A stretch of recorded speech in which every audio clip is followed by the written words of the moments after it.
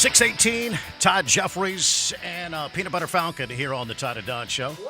Thank you so much for joining us. And you can jump in here anytime at 512-836-0590. Peanut Butter Falcon. Let's give them the business. How about this? El Patio gets new life. Yeah. Renowned Austinites pitch in and quickly reopen this Tex-Mex eatery. Very quickly. Yeah, it's awesome. When it closed, just a few weeks ago, it seems like. Yeah, about 3 weeks ago. Maybe just a few days ago. Feels well, like apparently the original owners, as well as C3 Presents co-founder Charles Attal.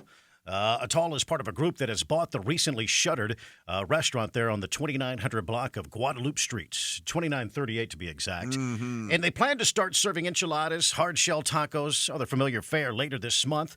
Yeah, this all according to the Austin American-Statesman. Other new owners include Kristen Cieni, the granddaughter of El Patio founders Paul and Marianne Joseph, Jennifer Attal Allen, the sisters of Charles, and Jesse Herman, the founder of the popular Austin eatery Sway, La Condesa, all according to the story here. So it sounds like we got one iconic family that's kind of fading out of the business, but yet another generation of iconic families are moving in to take over. Exactly. El Patio closed on August the 9th. Previous owner David Joseph, he told News Radio KLBJ, he told the Todd and Don Show it was just time to go. Yeah, he was done. They were tired. Yeah. Time to move on. He and his sisters ran the place, and it was just time to make a change. He had had many, many years in the business. This wasn't a case of being forced out or the taxes, the typical story. No, they were just ready. It was time to go. They were ready to get out of the business, and they did. Yeah. And they did it with a lot of style. And people were lined up thinking, this is the last time that we will have El Patio enchiladas. Very heartwarming turn of events here. This is awesome. Another great thing about this is that they are going to have the same staff. They've rehired the staff. Well, you got to do that. That's if you're buying key. El Patio, buy El Patio. And then many of the staff members have been there, as a lot of you know, for over 35 years. And so that's an important ingredient. And it sounds like they're not going to make any changes. And no changes need to be made? Nope. No. They're not doing any changes at all. That should have had a bigger parking lot and a bigger dining room. Well, that would help. That would help. More room. Yeah. Because it is a very intimate, tiny place, but that's part of the charm as well. So it'll be interesting to watch the progress. It'll be interesting to see how long they can survive. Well, exactly, because it is a restaurant in Austin, Texas. However, the Charles, the C3 folks, they know how to run a business. Sounds like there's money behind this, and that's everything. Yeah. Speaking of money, the city of Austin's new budget has been approved. Austin's deputy chief financial officer, his name is Ed Van Eno. He manages your money. He says the record $4.2 billion plan will include spending next year, will include leveling the funding to battle homelessness that is never seen before. We've never seen anything like this before, he says. This is a historic budget with $62.7 million for homelessness. It's a budget that puts $14.4 million to the Housing Trust Fund. There you go. That's in all, what's that, 62 plus the 14? What's that, about $76 million towards homeless issues? Yeah. Sounds like they doubled the homeless budget without any kind of real consideration or vote or public feedback. No.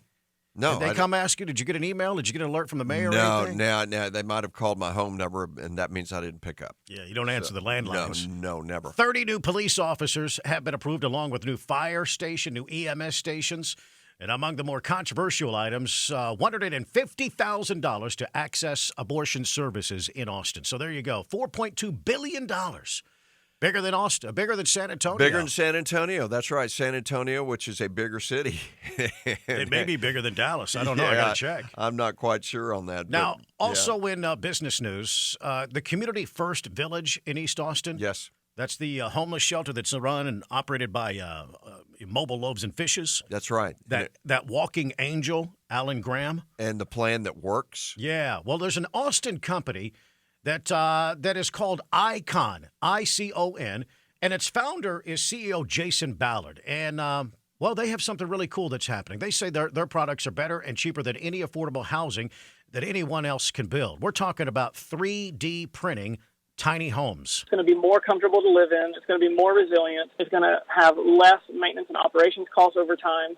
It's one of those paradigm-shifting moments when you get a better product faster and cheaper. Now, that's pretty cool. The company called Icon made a big splash at South by Southwest last year with their 3D printed house. Now, founder and CEO Jason Ballard says they want to prove their product is the real deal. They reached out to community first and said, hey, how would you guys like a house? And they said, sounds perfect. We're just breaking ground on phase 2, and we need a visitor center. And that was what it was originally supposed to be. But we built the visitor center, and I hope you guys get to see it one day. It's a spectacular house. Ballard says their houses are so affordable, Community First ordered 6 more to be built on their grounds in East Austin.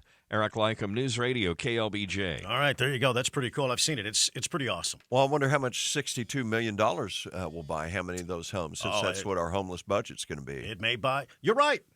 We may be able to solve generations of homeless problems with the $62 million in Icon 3D printing concrete homes. That's look at you, man. Well, You're a problem solver. God, Live that on the was radio easy. at 6:24 in the morning. Why don't they call me for Hey, this stuff? stay with us. We got tech news straight ahead. Apple is very proud of some new products. We'll explain coming up. The Todd and Don Show.